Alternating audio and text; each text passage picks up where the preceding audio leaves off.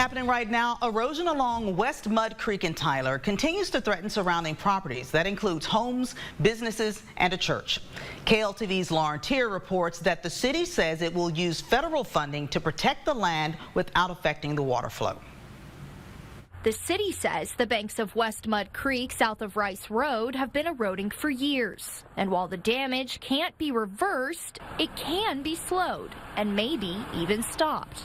The project, now a top priority for the City of Tyler Stormwater Management and Environmental Compliance Engineering team. Well, if you don't address erosion, let's look at the homes that are across the creek from the Church of Christ. They're losing property. Glenwood Church of Christ is also built next to the floodway, putting it at risk. To slow the erosion, the contractor will anchor gabion blankets, turf reinforcement mats, and rock riprap.